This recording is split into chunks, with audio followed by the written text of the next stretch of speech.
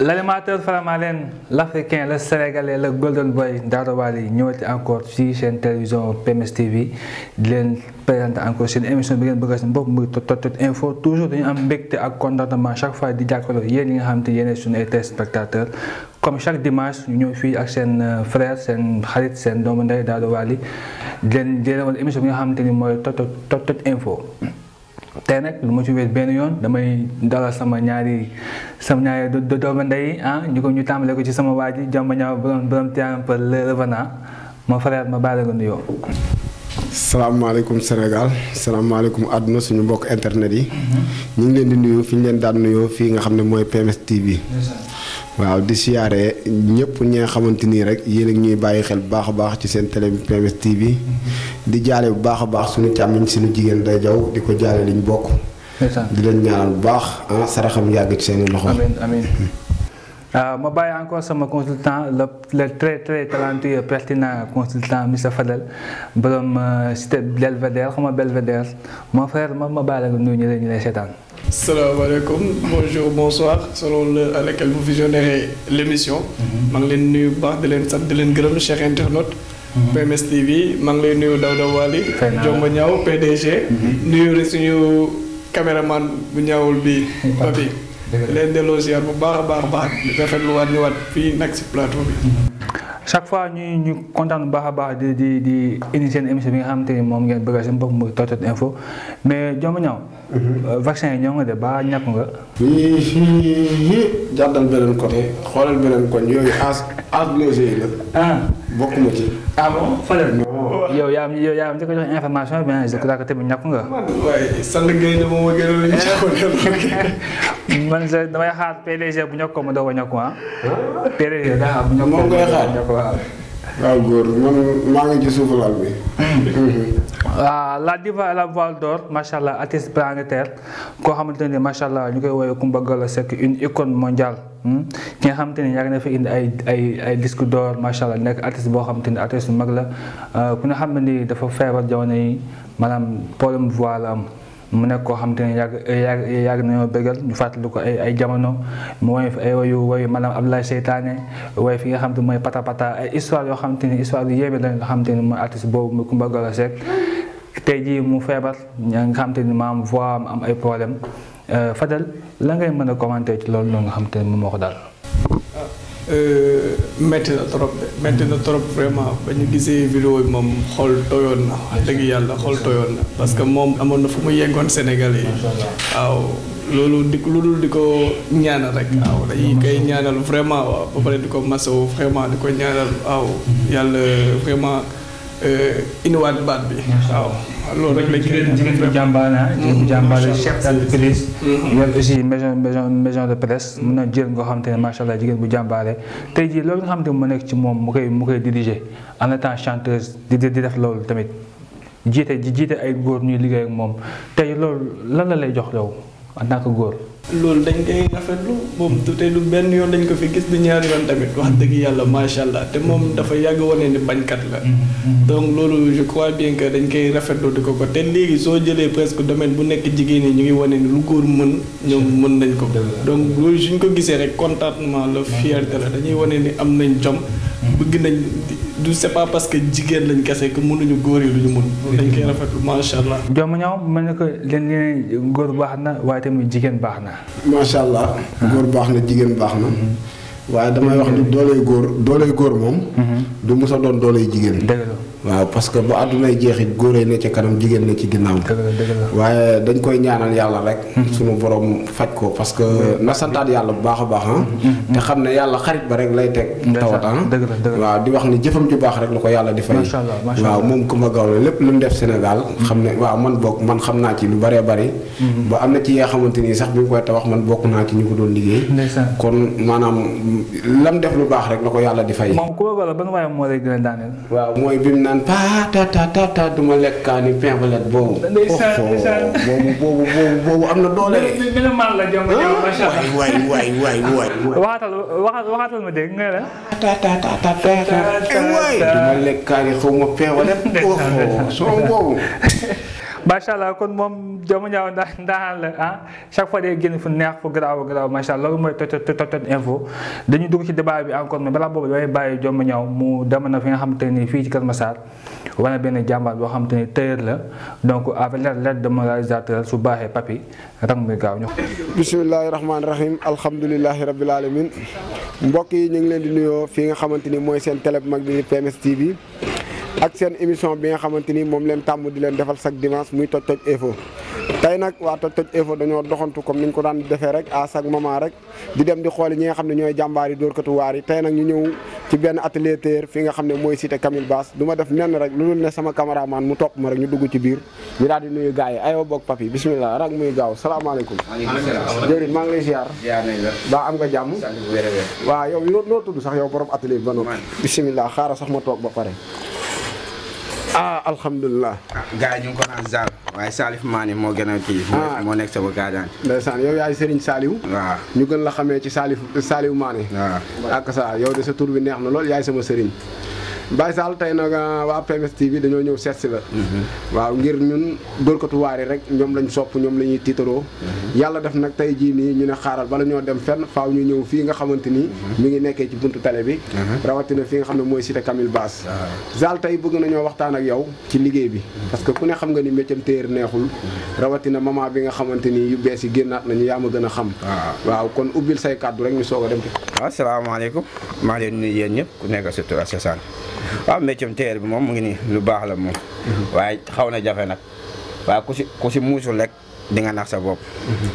ndax tailleur dafa nekk loo xamante ne ñëpp si dugg léegi muy jigéen muy góor léegi jigéen ñi dem nañ ba ñu xam ne instant yi ñoom ñoo dem ba moomal ko seen bopp da ngay tailleur bu jógee jigéen bu jógee fee ñu financé la nga jënd say machine ut say tailleur di leen fay. loolu moo yàq léegi métier tailleur bi léegi.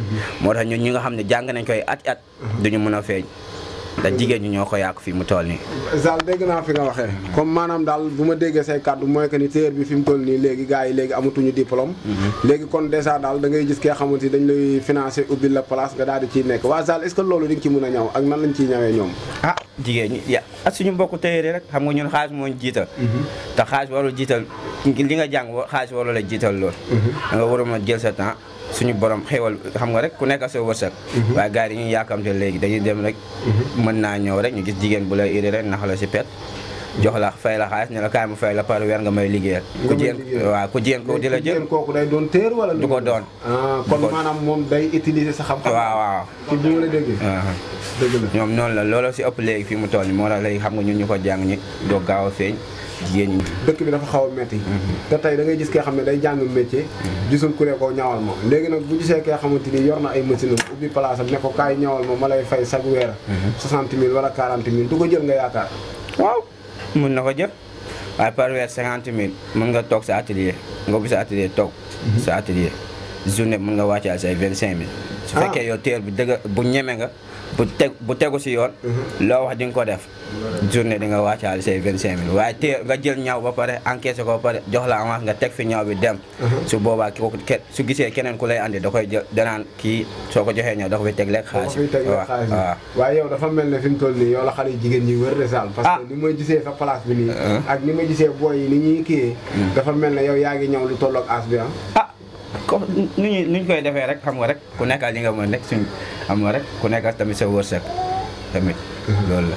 métier boo gis bu ne rek am na ci ñi nga xamante ni dañuy ñëw ñu tasaroo leen ci biir léegi yéen tailleur yi loolu dafa yàq seen liggéey wala da am benn affaire bu muy def ci biir loolu laa bëgg nga gën koo yaatal yéen ñu ne ci biir métier bi yéen a xam feebaru métier bi.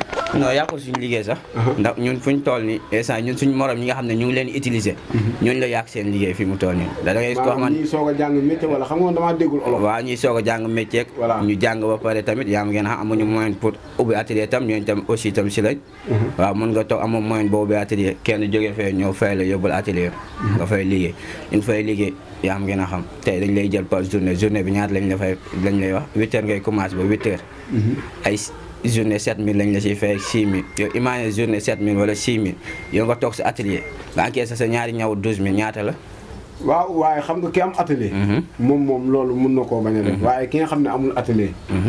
bu ñëwee toog fii tey jii amaana sax 1000 francs lay wàccaalee mbaa ba mu war a ndékki te ku ne xam nga ni léegi nit ki yow sa jëmmi bopp sax da nga am sa dépense bopp. waaw loolu am na. loolu am na waaye suñu borom li mu la wërsëgalee rek waroo ko xeeb. ah loolu dëgg la. muñ. loo muñ mu fekk la fa. dëgg la soo yàkkamtee du la fa fekk. am na ñoo xamante dañuy ubbi seen atelier tamit xeeb nañ 1500 yi ñuy wàccaale wala 1000 francs yooyu. ñu dem di wàccaale 6000 foofu 6000 boobu di si paas suba ngoon di si joxe dépense wala di si ndékki. 6000 bi suñ si génnee ndékki génne si paas li siy desati. dara dootu ci des waaw kon jeex. ah man nag Zal maanaam bu ma déggee sa wax. comme métier téer bi am na feebar bu garaaw bu ci ne. bu raw feebaru corona. waaw mooy feebar boobu rek. mooy feebar boobu rek. xale jigéen ñi utiliser góor yi léegi. xale jigéen ñi utiliser góor yi léegi nag foofu da nga koo ragal quoi dama bëgg nga dugg ba ci biir xam nga yow yaa xam li nekk ci biir faaw nga wax ma ko man it ma sañ koo toj buy bu toj du am sens nag waxal waaye Zal. yaa ma déggul de. ko yaa ma déggul de ba tey maay wax yow yaa ma. xam nga boo nee yaa ma gën a xam. du ma comprendre daf may réer. comme daal. waaw xam nga ñun góor ñi. waaw leen moo ñu yàq. dangay jigéen bu jógee fee. xooy la xaalis. waaw nga nekk si. c'est-à-dire nga nekk ci comme. te at nga dem ànd ak moom. ànd ak moom mu jox la liggéey bi. mu jox la maanaam nga dem liggéey. waaw. waaw te loolu doxul instant fi mu toll nii soo ko defee di nga yàqal ci ñeneen. ndax comme ça tey man ma jógee fee xaw ma dara tey benn góor bi xaw ma li ñuy wax si téer xamuñu dara. ma dem jënd samay machines yu bëri. ñëw woo samay morom. téer daa mel ne daa bëri ay affaire de parce que maa ngi dégg téeru daamine. ak téeru simple waaw ak Picasso lañ koy xaw ma. waaw ba tey Picasso waaw benn la mooy simple. voilà defe naa benn bu ne daal am na ñaa xam ne bii ñi ñoo mën bii ñi mooy loolu noonu. waaw voilà. loolu laa bëgg na nga tojal. waaw bëri na si bëri na nag. comme tey ñu ne téeru daamine am na ñoo xam ne dañuy jàng seen kii daamine ba pare. duñu am moyen tam pour jënd machine daamine dañuy dem si benn dañuy obligé génn. ci laajte ñu soxla téere daamine ñu leen di fay. ñu leen di fay waaw am na ñoo xamante ne comme cas yi kii ñuy cornière yi ñuy doon ñawee léegi xewi na sax léegi gars yi ay darab lañ koy ñawee. waaw léegi yow mën nga ko jàng mënoo simple bi nga dem doo xam foo ko jàng da ngay obligé dem gars yi ñëw darab ñoo la koy jox nga koy ñëw. bu si ëpp daal bu si am moyen daal dëgg. soo déggee dëgg mooy simple bi. mooy simple bi moo ci gën a am doole daal. waaw. ndax di nga si ñëw xam nga teebaas léegi vax yi kenn du ko ñëw teebaas ba pare di ko daamine. déedéet kenn du ko cornière léegi. kon jeex. xam nga man dama defoon ni ñaw 2000 francs rek la yem parce que bu fekkente ni comme góor yàlla yi tey da ngay gis góor gi xam ne day ñëw indi ñawam. tey baatu góor daa mel ni moo gën a yomb ci ñaw bi. baatu góor simple. simple léegi gars yi ñu ngi koy ñëwee 5000 6000. daamine bi gars yi ñu ngi koy ñëwee 8000. 8000 9000 10000. kon yow bu ma dégloo say biir wax. yow kon ci biir liggéey bi yaa ngi ci nekk di liggéey ba léegi waaye gisoo ci sa bopp daal. ah man maa ngi ciy gis sama bopp su ma gisoon sama bopp damay dégg sama atelier waaye maa ngi ciy gis sama bopp suñu borom li ma wërsëgale maa ngi koy sutura toog. yor sama njaboot. ak ça waaw di si fay sama atelier. yàlla na gën a yokk waaw li may ñaan yàlla ma gën a avancé. léegi man dama bëgg nga conseiller ñoom ñooñu sa mbokku téer yi nga xam ne. mbokku téer boo du ma munti xam waaw. nga dellu si waat toog waaw. Sénégal partout ba Amérique dañ koy seetaan. waaw muy émission Tok Tok Info. nga sànni ci sa benn message boo xam ne ñoom ku ko dégg rek day xam ne yow mii li nga wax macha allah. man daal maa ngi leen ñaax rek di leen wax. ñoom ñëpp ku si nekk li nga jàng yaa ko jàng kenn fayal la ko yaa kenn forcé wu la si. yaa toog bëggal ko sa bopp jàngal ko sa bopp ba mokkal ko waroo toog jigéen ñi di la utiliser. nga toog comme ku jigéen kooku di la utiliser yow nga def ni moom. bàyyi taadeel ñooy bàyyi mbalag bi waaye bàyyi kii xam nga rek. yaa ma gën a xam di nax client yi client xam nga soo ko naxee benn yoon ñaari yoon dootul dellu si. waaw looloo waral léegi nag ñoom dañuy dem ba dañuy obligé jigéen ñi la ñuy mujj di dem ñi nga xam ne jigéen ñi nga xam ne ñoo leen naan dama lay defal lii tey ñu defal la ñu jox la lépp nag suñu morom suñu bokk téye góor yi ñoom ñoo koy def. waaw. kon daal waaw maa leen di ñaax daal ñoom ñëpp ñu dellu si waat ku nekk yor sa atelier bopp. may ma bu ko lekk kon yow bu ma déggee foofu maanaam biir téer gi am na ñi nga xam ne dañuy yëg ko daal. waaw loolu dañuy yëg ko waaw loolu am na. te maa ñëw doon téer waay waaye loolu am na téer dafa nekk loo xamante métier bu saay saay waaw ndax jigéen ñi suba fii laa jox xajal fii maa ngi ndax imagine tey nga jël sa client bu jigéen ñëw boo koy jëlal mesure waaw da nga ko war a mën a jëlal mesure ñamal ko normal jox ko xolam sedd waaye soo jëlee mesure ba pare tax mesure fii dagg ñaw bi teg ko fi woon ñaw bi ginnaaw mu war nga ne ko jourteel ñëwal jël si ñaw bi imagine mu ñëw fekku la fi lu muy njëkk a wax kii moom nax na ma lu ma waxoon def ko imagine say apprenti toog mu ñëwaat fekk pareegoo mu wax lu ne sa kanam apprenti est-ce que apprenti yooyu dinañ la respecté. déedéet duñ la respecté waaw soo bëggee ñu jub est-ce que dinañ jub. non kon dañuy topp sa tànk kon la ñuy def. moom lañ siy bañ nag. liggéey bi ñaata at nga ci defa gum. man def naa si instant yi 15 ans. def nga ci 15 ans. waaw. maa ngi si métier bi. 15 ans ba léegi yaa ngi ci métier bi. waaw maa ngi si métier bi te mosuma dellu ginnaaw mosuma ragal. ak sa waaw waaw jàmbaar nga parce que ni ñu la fekkee nii ku ragal du nekk ci digg àll bi nii. waaw parce que mooy li ñu lay gën a dolli rek ñun waa PMS TV dañ lay jaajëfal. di ñaan yàlla nag def sa place bi mu doon place bu mag.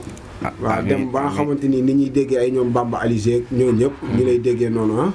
waaw waa PMS TV ba ma leen si ñawal yéen ñëpp. sa dernier mot. yéen ñëpp maa leen sant di leen gërëm. li ngeen def lu baax la lii day tax ñëpp xam. waaye di leen jaajëfal rek sa kaw sa kanam rek bu leen am looy ni tiit jàmm rek ngeen di am. Saliou Mangane waa PMS TV ñu ngi lay jaajëfal di la wax ne équipe PMS TV duñu tiit duñu daw duñu dellu ginnaaw ah fi lu ñu ne jàkk rek foofu la ay gaynde lañu nag dañuy rëbbu buñ ne niib rek jeex na.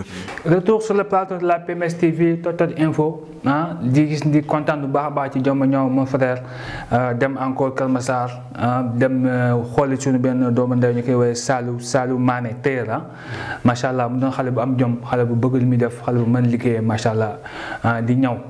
yooyu at léegi di liggéey xam nga créé propre business nam di ci gis boppam macha allah tey jii Joma Ñaw comment tu as fait nan nga def ba dem récupérer ba dem xoolal ji sunu copain bi Saliou Mané téer bi.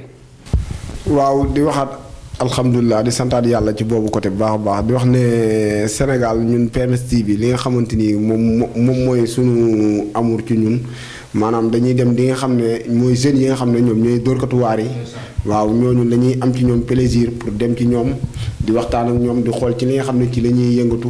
rawatina fi réew mi toll ku ne xam nga ni réew mi neexatul. waaw Saliou nag moom mi ngi ne cité Camille Basse. waaw cité Camille Basse. waaw maanaam di wax ni ñu ngi ko fekk mu doon jeune. xale bu ndaw maanaam suñu morom. doon téer yàlla dimbali ko nag waaw moom dégg nga ci lim jot a wax sax nee na moom métier téer bi yàgg na ci lool presque 15 ans mu ngi ci. kon 15 ans ci lépp loo def 15 ans ba heure bii. alhamdulilah daal. 15 ans nekk ci maanaam ci diggante ci 15 ans yi ci la jàng métier. jàng métier ba tat bi ba mokkal métier am ubbi daaraam liggéeyal boppam. diggante boobu noonu ci 15 ans yi lan la fa jëg yow yaa koy doon interviewé lan la ciy jàkkaarloo ci ay difficulté ak si ay coono. waaw xam nga moom li mu wax rek mooy comme li may wax mooy feebar bi amee wet gu ne rek saa su ne parce que ndaw ñi Sénégal ay jàmbaar lañu waaye saa su ne it bu ndaw ñi dee góorgóorlu ñi nga xamante ni ñoom ñoo ñu jiite nañ ñuy teg loxo ñuy mën a dem. waaw parce que mooy li ñu naan bërigo bu tegu ci mbartal mooy yomb bu max. waaw parce que teg mu dem la. mu ngi ci yoon bi waaw. di wax ni maanaam moom li muy gën a metti lu rek. mooy comme lii sa classe gi dundee saa su ne rek. waaw parce que nee na téer yi léegi da ngay gis benn booy téer bi xam ne day jàng tuuti du commencé mokkal sax xale yu jigéen ñi commencé ñëw ci wetam yaa ma gën a xam. loolu mooy suma kaas man loolu nga dundee. booy nag xam naa la booy. bu se bëgg ma débat bëgg ma ñëw ñàkk a personnalité dégg nga da nga bëgg nga waxtaan ak ñi nga xam te ñoom ñooy seetaan bu ko personnalité ci man dégg nga PMS TV ba tey ñi seen émission Total Info Fadel gis nañu bu baax a baax ki nga xam te ne mooy Saliou Mané doon jeune talentueux macha allah di liggéey sa première impression ci Saliou lan la doon. macha allah man sama première impression si Saliou Mané mooy ku am joie de vivre la parce que dafa bëri ree. dafa bëri ree parce que da ngay gis chaque fois da ngay gis ni macha allah ku lewet la ku bëri ree la. waaw loolu moom vraiment te soo yëngu si yenn ay njënd ak njaay wala di recevoir ay clients yu bëri yooyu suñ ko gisee ibbeeku rek ibbeeku bi suñ ko fi gisee rek même su fekkee ne li ngay def sa.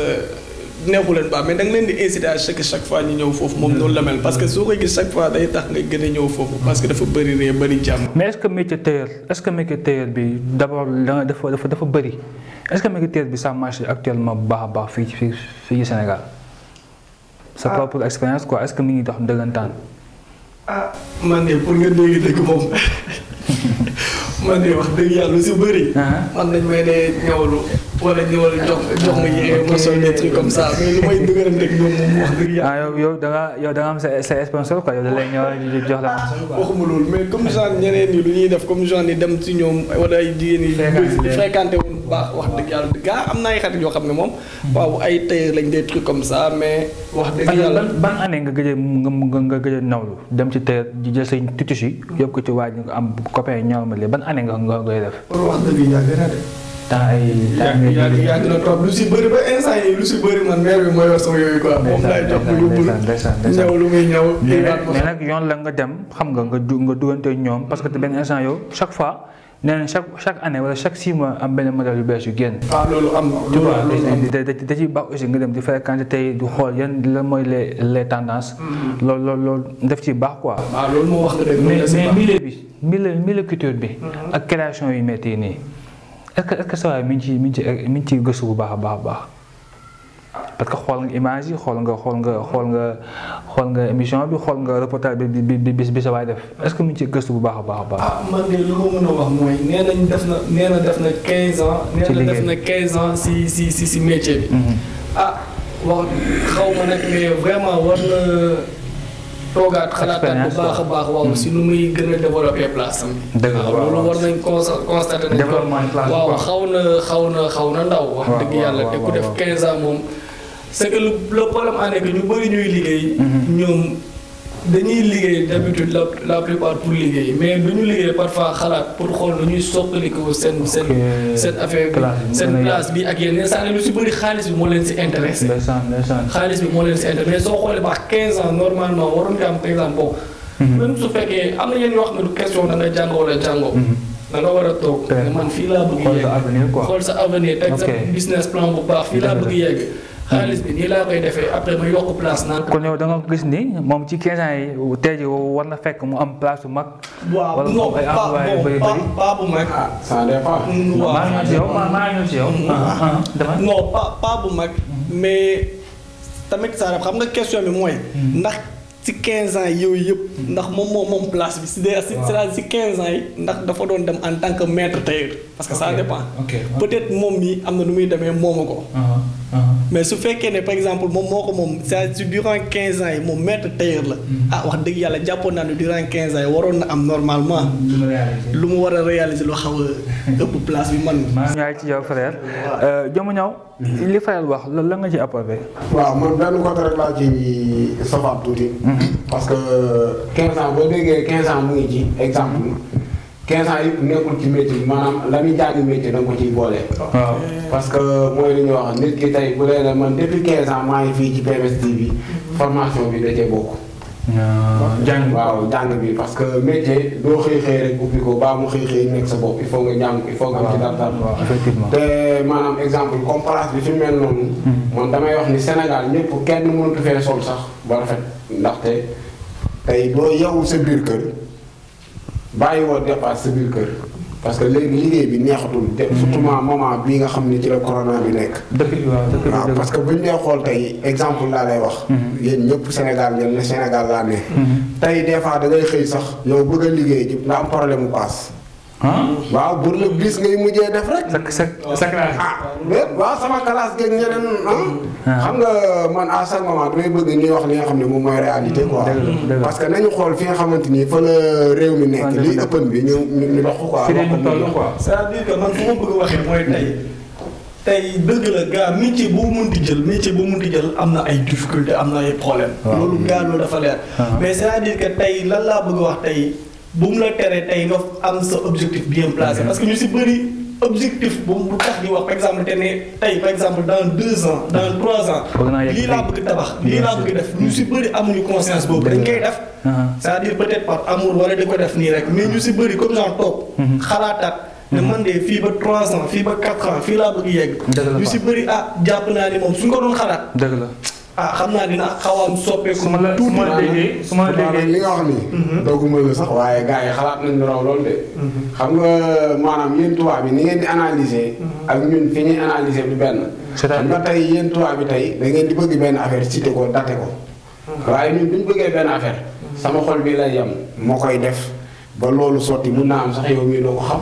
waaw loolu am na. n'est-ce pas xam nga tey dama lay jox benn question te boo xoolee ci biir réew mi gis ko fi.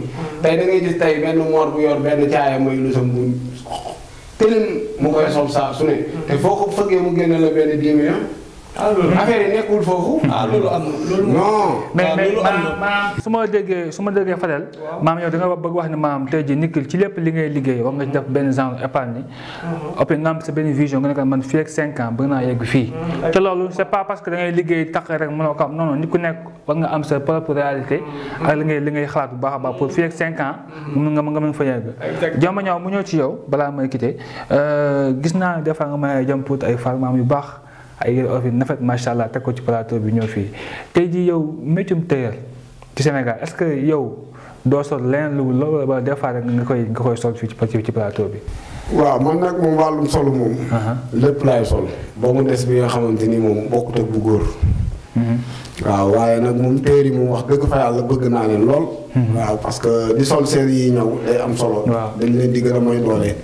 parce que sama rakk téer la en même temps am naa ci ay xarit yu bëree bëri yoo xam ne téer lañu waa marché Diamaguène. ki ci mel ne Cheikh Khadim Faye. ak Jibi Thiam sama rakk. waaw di wax ni métier téer nag moom bëri na affaire yu métti yi ci de lu sax. waaw yombul. parce que ñu bëree bëri damay dégg Sénégal ñu ne téer yi dañoo bëri waaye attention dagg nii duñ benn de. loxo yu benn. waaw. xam nañ ko yéen ñii xam ngeen ko bu baax. tey nga gis benn téer boo xam ne da lay ñawal yére góor boo xam ne macha allah nga gis kenn da lay ñawal yére góor boo xam ne. dégg naa ñu ne liggéeyu événement la. non loolu ay kii la rek ay détails la rek. waaye daaw la. ni ngay demee ci fëgg jaay bi di jënd yére. non yow ni ngay demee ci fëgg jaay bi di jënd. li ngay demee ci fëgg jaay bi di jënd noonu la keneen di demee ca marché ba jënd tiseen bu baax. dëgg jox ko téer bi. ñëwal ko. dégg nga parce que man damay gis dégg ko sànq ci biir reportage moom nee na day xëy des fois journée am ci 25000. loolu xëy di am journée 25000 bu denc amee rek macha allah. waaw mais maçon yi nga xam ne ñi ngi xëy gën su ne 6000 francs lañu. dañ ciy denc 2000 francs. ñu leen di jural leneen. dëgg la kon rawatina kuy am journée 25000. place bi laaj nga ko fa ñaata lay fay chaque mois wala laaj ko. non non loolu jotuma koo laaj. waaye place moom. ku ne xam nga ni fay Sénégal ci place. ñaata la. 40000 la wala 25000. cher na de. waaw non fii lu yomb amul fii gaal gi la. dëgg la ñu bàyyi la nga remercier ñu lay seetaan parce que PDG daal ñëw ci plateau bi. moom xam nga daan la daal bu ñëwee day jël accaparé affaire yi yaa ma gën a xam. ñu bàyyi la nga nuyu waa Tivaouane Peulh ak sa gars yi waa King Pro TV. ñoom Famara sa doomu ndey. waaw bisimilah. waaw di ziare waat baax a baax rek. yaa ngi ñàkk a waaw fan yii nag moom dama ne sport. macha allah xam nga yaa ma gën a xam. waa te suukar see xorom si. waaw dañuy baax. waaw dañuy defaat nen rek lu dul dem ba Tivaouane Peulh. di jaalewaat suñu jigéen ji day jaw. ndeysaan. waaw di ñaanal yàlla magam ji nga xam ne moom moo fi génn àdduna. suñu borom yërëm ko te xaare ko àjjana. amiin waaw yàlla na ko yàlla defal lépp lu mu doon daggu fii rek mu fekk ji ko foofu nga xamante ni moom mooy àjjana firdawsi. amiin waaw di ko masawu bu baax a baax di ko wax ni ñoo bokk dëj bi. waaw di ziare waat baax a baax ñi nga xam ne mooy waa Tivaouane Peulh. waaw maa ngi ziar ki nga xam ne mooy suñu jëwriñ sëñ Massamba Diouf ak Imam Diong waaw di ziar baax waa Banban sama équipe boobu nga xam ne mooy équipe ban bi. waaw waa ban bi. macha allah non suba ba ngoon ñu ngi fubal. non dañuy xëy di dóor di la toogloo moo waral ñu tuddee leen waa ban bi. waaw di demaat nag waa King Pro. ki ci mel ne Famara Babacar ak madame Ndiaye ak madame Ndiaye série Fere Mané ndeysaan ak sama série bu ñaawul bi ndeysaan mami Anita ndeysaan ñoom ñëpp est-ce que ku lim da ngay juum waaw King Pro ñëpp rek ziar naa leen waaw tey nag moom dama jaar ci sama benn grand bi ñu naan Ibrahima xeeñ neex moom nga xam ne ci cuuraay yu baax yi rek lay joxe. ndeysaan àbbu fa benn simis liwaat. waaw di leen ziaraat baax a baax. di ñaan yàlla defal ñu jàmm ci Sénégal. te feebaru mbas mi yàlla na fi jóg daa doo waale ba beneen. rafet na donc mu nekk seen émission Toj Toj Info chaque fois Jomba Ñaaw di indi loo xam te ne lu bees la di indi ay gars yi jàmbaar yi di dookatuwaar yi Fadal la temps sama PDG di excellent di ñëw ci plateau bi incha allah est-ce que yaa ngi sol dafa yéene olof lu bëri. pour dire vraiment chaque vendredi yàlla moo ma tiim ne xam na ko man damay sol sama yére olof. macha allah di ko sellal wax dëgg yàlla. mel ni que PDG borom kër gi ñëw na ñu bàyyi ko PDG directeur Sénégal PMS TV grand Pa Moussa sama xuloo waale te dañoo xuloo quoi grand bisimilah bàyyi la ko nuyoo ñu lay seetaan. salaamaaleykum téléspectateur PMS TV yëpp ñu ngi leen di nuyu kenn ku ci nekk turam ak santam. di leen jox seen wàccuwaay di leen wax ne leen asalaamaaleykum wa rahmatullah. maaleykum salaam. Ndaw da nga ne tey dañu xuloo tey da nga ma tooñ. nit day nangu dafa tooñ. waaw tey da nga ma tooñ. te mere naa la trop nag. téléspectateur yi laa bàyyi ñu àtte parce que man xam nga sama waay nga sama grand nga quoi man sama xuloo yoo xam ne dama nekkul sama engagement daal donc maa lay jégalu lu baax a baax tey ñu gis tey PDG ñu demoon ci Saliou Mané tailleur bi borom loxo ciseau bi macha allah lu mu daggul baaxul grand Sall tey jii Sall ngeen mu nekk si koñ bi ak yow tey jii chaque fois ngeen di jàmm sant di dem du ñëw nga gis li muy liggéey ñàkkul ni yaa ngi ko bàyyi xel kan mooy Sall boo mën a wax un petit mot ci moom. waaw bon mooy li ñuy wax rek nit moom li nga gis rek nga mën a seede. te Saliou moom macha allah yàlla daf ñu boole. bi ma ñëwee fii Kër Massar ba léegi lañ xamante. mu doon nit koo xam ne nit ku am jom bëgg liggéey. sawar ci liggéey aussi. te nit ku social aussi. macha allah donc tey su ngeen demee jëli ko mu doon loo xam ne la mbégte la ci man trop. mais xale bu am la jom daal ci côté liggéey laa la mën a wax bu baax a baax. léegi nag loo ma ci gën a laaj rek ñu gën cee yaatal incha allah mu def leneen dugg ci yeneen xam nga yàq temps ci leneen mais il s'est battu tout seul. di góorgóorlu ba créer benn entreprise am di ñëw. ci te ku ne xam ne dëkk bi nu mu dëgëree. xam nga moo dem defi leneen. waxi leneen du dugg ci yeneen mais defu ko. ñëw di liggéey di ñëw.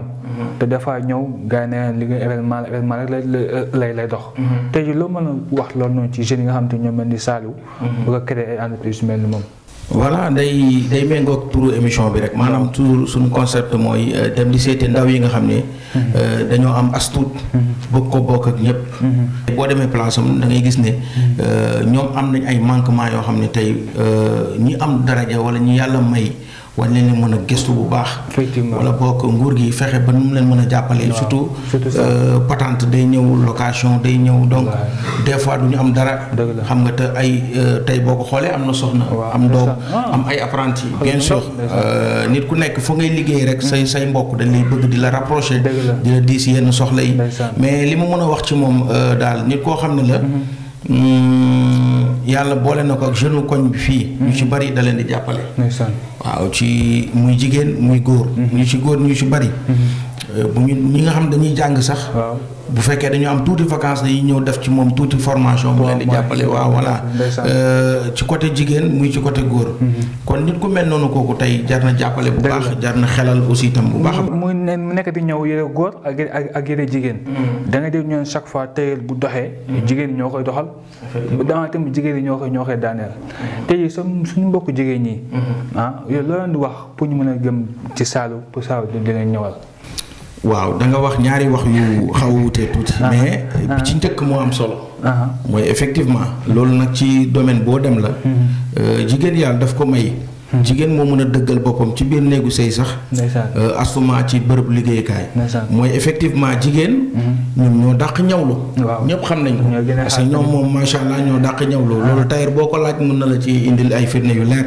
mais effectivement di d'autre sens mooy tey da ngay gis jigéen yoo xam ne ndeysaan day ñëw fekk borom place baax yaru bëgg liggéey am njaboot mais yow nga ñëw fexe Daouda ba même su dee ay mooy li may wax nit ki nag moo war a jiital d'abord personnalité am mooy mu am fulla ak fayda bañ a caaxaan parce que nag bërëbu liggéeykaay àndut ak caaxaan bon bu weesoo loolu tamit mooy li may wax rek jigéen ñi maanaam loolu ñaari côté la mais jigéen ñi bu ñu doon yërëm góor ñi tey bu fekkee nit ki ñëw na bëgg la nga bëgg ko war nga ko mën a jàppale pour mu avancer parce que bu avancer sëy mën na ci juddu même bu ci sëy judduwul mais jàppalante day am ci biir mais des fois jigéen ñi dañuy exploiter bëggeelu ku góor ki xam li ma nii moo tax xale yu góor yi nañ ci bàyyi xel effectivement jigéen boo ko bëggee bu la yërëmul Daouda Wally mun na la téegal boo yoroon 1 milliard mun na ko lekk. maa ngi ñëwaat ci yow Fadel mu mel ne que des fois aussi ñu ngi wax lu baax ci wax Saliou parce que liggéeykat la mais des fois aussi da nga def ñuy téye aussi dañuy tàddal ñëw jigéen ñi surtout événement yi yow mën nga nekk benn salle di gérer sa atelier yow nga xam ne événement bi 50 ñëw nga ci mën a jël mais nga gis xaalis bi xam nga ji gars yi ñëw nangam nga bëgg accaparer lépp ba ñëw finalement dafay tardé. loolu may tubaab bi di wax ci ma mode sur la langue rek comme loolu laa bëggoon wax nii sànq nii parce que loolu moom vraiment loolu dañ leen wéy la boo xam ne ñoom dañ leen ko kii vraiment. waaw chanson la wax dëgg yàlla d'habitude ñoom dañuy tàddal ñëw di te comme genre organisation bi day des. man mooy lu ma doon expliquer Joma ñëw surtout ñoom en interne tey par exemple lu ko tere parce que lu tubaab bi di wax rek les paroles s'envolent. que tu restes. Bien sûr. mais tu nga yor sa benn genre registre boo xam ne très bien. yow par exemple kii bindal nga ko nii temps. les jours ñëw jël ko. nga respecté ko bind kii bind organiser. xam na ni xool par rapport ak tey yow sa mën-mën lii nga mën a jël comme nii nga jël ko. mais comme li ngay wax rek parfois ndeysaan xaalis dafa doy waar. loolu moom xaalis dafa doy waar wax dëgg yàlla te lu ma si yokk mooy. par rapport sànq Joma ña wax na ko pour même. PDG mu koy wax léegi nii pour état bi. jàppale leen bu baax a baax. mais gis nga état lu ñuy naan da ngay lépp loo leen di dem da ngeen di yëkkatee ndoor wàccandoo. état bi mënul ñëw fekk la yow mii kese yow jàppale la. foog au moins ñu créé benn association. association ñu structuré ko ñu formaliser ko. suñ ko formaliser da ngay gis même ay ONG yu bëri nañ fi. ak yenn structures yu bëri nañ fi yoo xam ne dañuy jàppale jeunes yoo xam ne. juste parfois même xoolal ko contexte bi ñoo xam ne dañuy dem ay bitim réew. di ko awee si gaal yi. léegi affaire yi dafa gën a bëri dons yi dafa gën a bëri kii dafa gën a bëri. te yooyu duñ état bi du ko mën a jox n'importe qui. d'habitude foog nga structuré wu. am association nga formalisé wu am loolu vraiment loolu moom loo xam ne dama leen di ko baaxee bu baax gars yi fu ñu munee tailleur yi fu ñu munti nekk ñu organiser wu en association formalisé ko waaw ñu dem si ñoo xam ne moom ñoom ñoo war affaire yi pour ñu jàpp. PDG est-ce que Moussa est-ce que Saliou est-ce que c'est un qualifié est-ce que mi ngi ñëw nice man mosuma ñëwal mais yow comme sa dëkkandoo la war ngaa xam bu baax a baax est-ce que loxo bi neex na quoi.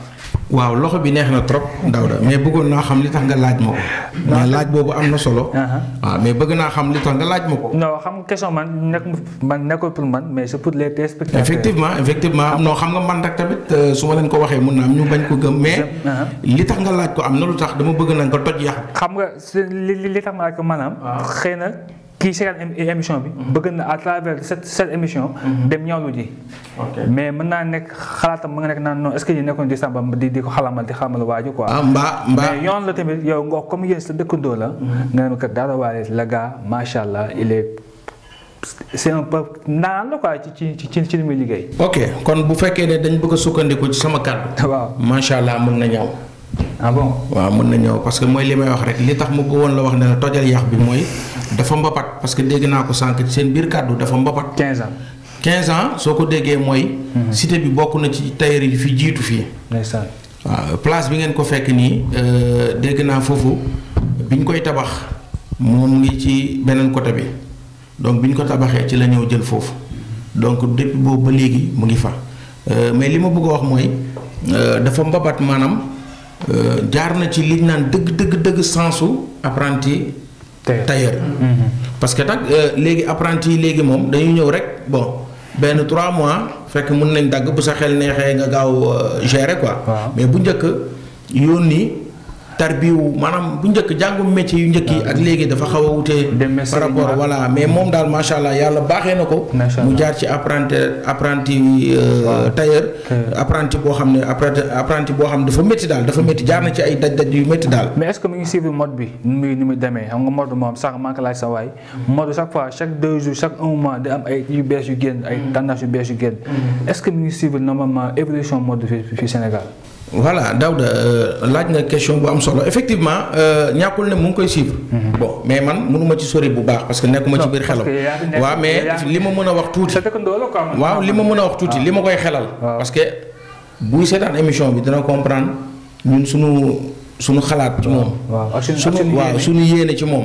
suñu yéene mooy àdduna suy dox da ngay jéem a bokk ci li nga nekk rek da ngay jéem a xool ni muy doxee. effectivement ni muy doxee mooy. tey lenn bu ci jiit nag moom mooy un problème boo xam ne côté financement. waaw parce que ñëpp xam nañ ne création. tey am na yeneen modèle yoo xam ne du benn machine moo koy def. non comprendre nga. tey bu fekkee tey da nga bëgg a jaay sa loxo maanaam nga jaay sa produit. nga wane sa talent boog laa bëgg a wax. benn Daouda bi ngay ñawal ci koñ bi liggéeyul RTS. liggéeyul PMS TV. nit ñi mënuñ ko gis muy fësal ñawam. comprendre nga fi mu bëgg a waxee. mais tey su dee koo xam dafa amoon moyen. dafay dem jëndi tissu boppam. créer ay modèle am. exposé ko nit ñi di ko gis. comprendre nga mu koy placer nit ñi di ko gis. te yooyu nag moyen moo koy def. bon mais dafay dépendre aussi tamit ci nga am financement boo amee financement mën nga gérer yooyu.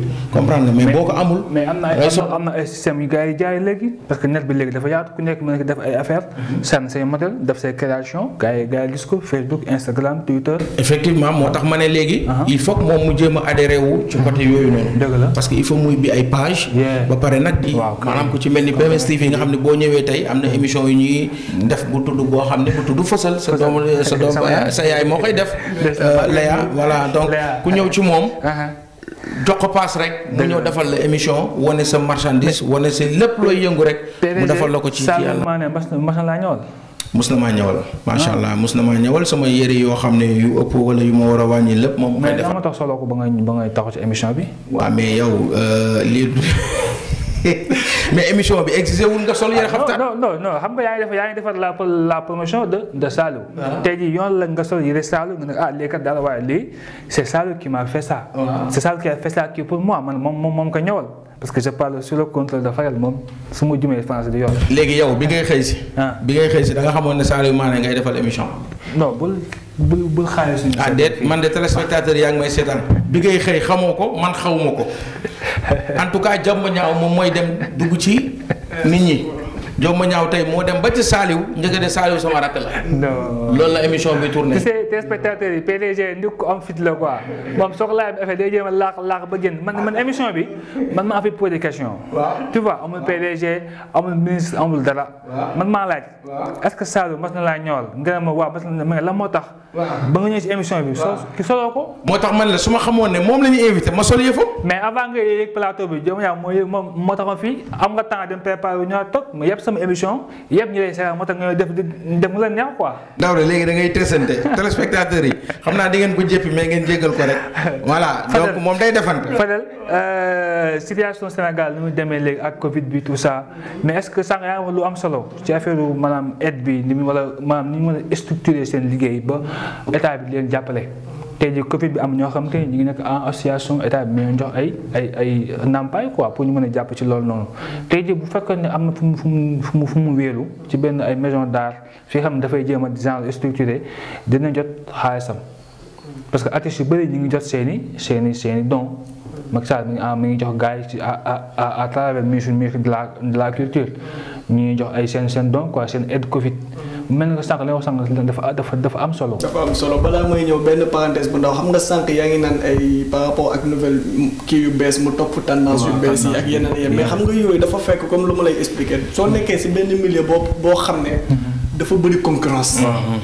te fekk nga si ñoo xam ne ñoo la gën a ëpp tur balaa nga si dugg.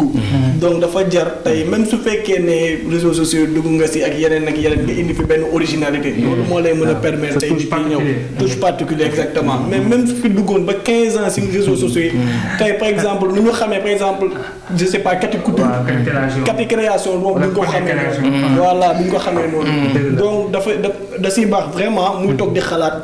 su ko si jaree mu def si moyen indi si benn touche personnelle. kii boo xam ne da siy baax. léegi par rapport ak sa question loolu moom dafa leer nañ moom wax dëgg yàlla loolu laa leen di conseiller. parce que moom tey nguur gi du ñëw directement ñëw fekk benn Saliou Mané ne la am ndàmpaay bu ngi nii. waaw loolu moom lu ma leen di conseiller mooy ñu constitué wu association. ñu formaliser seen association comme li nga wax ndàmpaay yaa ngi fii li commencé na bëri. par rapport contexte Covid bi par rapport contexte immigration bi gars yi di dem ak ki ñëw. ndàmpaay yaa ngi fii ñoom dañoo war a def constitué wu association. formaliser ko macha allah nga xam ne seen métier bi dina gën a développé. PDG avant dernière question balaa ñuy jeexal ma laaj la moom mooy créer parce que est-ce que moom day créer ay style wala moom day dafay ñëw rek mooy créer di ñëw wala moom day ñëw rek. day créer di ñëw.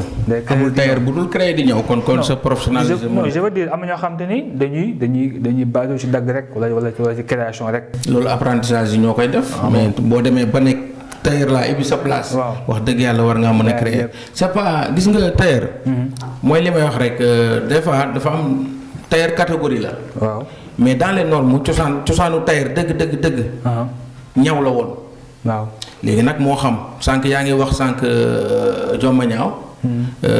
dañ lay gis ngay sol ay faaru mbaam ak yooyu noonu. parce que ñun bokk suñu côté.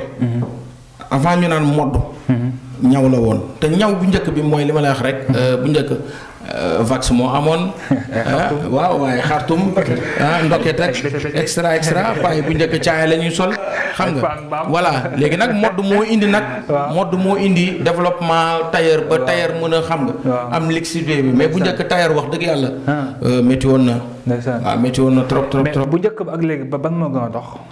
non léegi moo gën a dox. yaa ngi benn yére rek mën na jar 1 million. ndeysaan je te le jure. ay costume africain. waaw bien sûr. costume ak leneen nu mu mënta doon man mos nañu ma may benn yére boo xam ne 200 000 lay jar. ndeysaan benn yére rek man dama tiit dama ko ne sa waay bu ma yëgoon ne da nga koy kii nga jox ma ko xaalis moo gën tabaski. non tabaski nga jëkkati yére 200 000. teg ci 50 000 ma ne ko 50 000 bi amul xar te xar bu mooy farata. dëgg yàlla. yow l'homme du métier nga ci ko mas ngaa def tailleur je crois. non tailleur moom wax dëgg yàlla mosuma cee jaar. bu dee ak sa bàmmeel waaye nag sama yaay da daan ñëw. mooy maanaam machine loxo bi. waaw daan na ñëw ay napp. waaw di ràbb. moom nu mu doon waxee day mel ni moom vraiment xaw na maîtriser. macha allah il connaît ñu bàyyil dama nga wax sa dernier mot avant ma jëm ci Fadel. d'accord sama dernier mot mooy di gërëm téléspectateurs yi seetaan émission bi vraiment ñu koy partagé. ñuy encouragé ñuy jàppale ñëpp ñu ngi leen di gërëm di leen sant bu baax. di wax ne feccu liir bu neexee rek nday jaatee ci mbàgg bi donc amul lu dul ñoom man de maa ngi gërëm képp koo xam ne yaa ngi may seetaan di ma encouragé ñi commentaire parce que surtout nag gars yi gis nga jàppale bi gën dëkk man PMS TV laay wax ci turu PMS TV ñëpp képp ku seetaan émission bi maa ngi lay ñaan ngir yàlla war a suule soo bëggee jàppale PMS TV laajul xaalis laajul dara xam nga lan la laaj soo seetaanee émission bi wala mënoo ko seetaan sax lépp nga fii ko rek jël lien bi partage ko rek benn nit sax baax na waaye soo ko defee fukk moo ñu gënal. loolu rek laa soxla. soo mënee def sa commentaire baax na loo gis rek waxal. ci kàttanu yàlla loolu lañ leen di gërëmee di leen sant bu baax wasalaam. PDG ñàkk nga. Daouda boo ma nee tëjal ma tëj nga naan ma ñàkk nga indi nga beneen débat. émission bi jeexagul kañ dañuy tëj dañuy liggéey ñàkk nga. ñàkk bu ma de. merci di nga jël si Fadel ñu bàyyi la nga tàggoo. waaw comme d'habitude rek di leen sant di leen gërëm toujours un plaisir vraiment bokk ak yow parce que préparation la quoi loolu dafa war a ni préparation la. wax dëgg yàlla am contentement bu baax a baax vraiment si émission bi. waaw di ziare surtout di insister trop si. PDG lu mu wax dëgg yàlla. émission bi neex na waaw lii ak lii ngay mais lu si gën a am importance noonu ñu ko mën a jàppalee mooy. wala noonu ñu mën a jàppale parce que daanaka si laa bokk. noonu ñu mën a jàppalee mooy. ngeen. abonné partagé ngeen partagé ngeen aimé. waaw. wax dëgg yàlla moom vraiment soxla nañ ko bu baax a baax. noonu ngeen ñu mën a jàppale. sànq PDG mi naan jàppale bi xaalis bokk ci non xaalis ci la bokk de mais li nga xam te moo leen gën a may visibilité ak nit ñi xam ñu parce que macha allah copain gis nga émission bi day def loo xam lu am solo la PDG dem fi nga xam te ni mooy lay jàmbaar doo ko tuwaay di wane seen liggéey loolu rek dèjà ñoom mënuñu ñoo fay. c'est que ñun ñu am suñu yéene ak suñu concept émission di ko def comme yéen ñi nga xam te ni yéen seen mbokk yi téléspectateurs yi chers internautes yéen mën a may doole ci kaw ngeen ñu jàppale di ñu partager parce que ñun tamit am nañ ay yéene ba toll fi kaw ay TFM ak ay France 24 parce que képp kuy liggéey ba nga yokkute donc ñun suñu yéene mooy chaque fois di leen bëggal xam nga moo tax tamit ngeen mu war a jàppale di ñu gëstu di xam ne seen si émission bi yéen tax ñu ree suñu bopp. nga baal ma yokk si dara dafa surtout PDG bi dafa doon koo xam ne il est trop ouvert wax dëgg yàlla. toute suggestion toute critique lépp loo leen mën kii rek dóor leen ko commentaire yi amul benn problème bi moo ne ouvert amul problème loolu wax dëgg yàlla. dóor leen loolu waaw wax dëgg yàlla di ngeen ñu jàppale si bu baax a baax. incha allah ñu bàyyi la nga wax ñu ko moo la solal ku la sañ la tey black and white ba ko génnee. non maa sang sama bopp. tey maa sang sama bopp rek. 2021 bi xanaa ba ngaa takk jabar nag frère.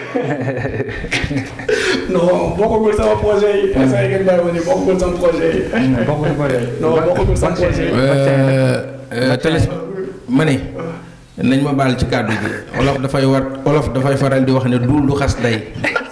loolu moom waaw duul du xas day. xaw ma nag nga mën a waxee diw takkal jabar te yow takkoo jabar. man maa la laaj question fii. waaw d'accord naa loolu du question c'est juste rek. du question mais c'est juste rek rectifier la rek.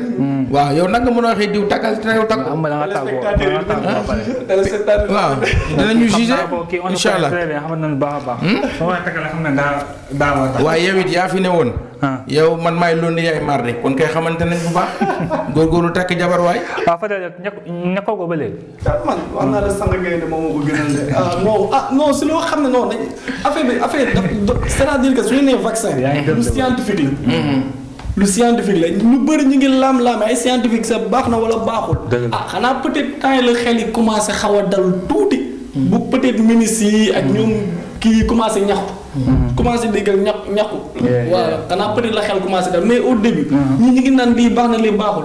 du ma si dugal sama loxo de. waaw macha allah donc li mooy seen émission Total Info tey PDG tey en ce jour aussi spécial le 24 février 2021 donc cette émission est dédiée exclusivement à un grand frère koo xamante ni kenn la ci man ñu koy woowee Seydina Kébé ak toute la famille Kébé tey mooy anniversaire am Seydina Kébé chéri Codou 6 Kébé tey sa jëkkër ji macha allah Seydina Kébé tey lay fête anniversaire am son birthday nit la koo xamante ni c'est un jeune xale la mais famille bi ñëpp ñu koy woowee papa lañ koy woowee ñii di ko woowee maam donc loolu jëkkoom moo ko may ak li nga xamante ne mooy jàmbaaram donc grand frère happy birthday to you maa ngi lay ñaan yàlla dafa la jàmm ak salaam gudd fan ak wér-gu-yaram xéewal yàlla gëlal sëy bi danga gaaw a takk ñaaral nag di nuyu aussi toute la famille Kébé à travers sama PDG sama grand frère Arona Kébé borom ñetti galon yi Cheikh Khady Fall Kébé ak Alimatou Sadia ak Maymuna sama jigéen lii mooy seen émission Total Info jàmm ak salaam yàlla na ko yàlla tuuti ak askanu Sénégal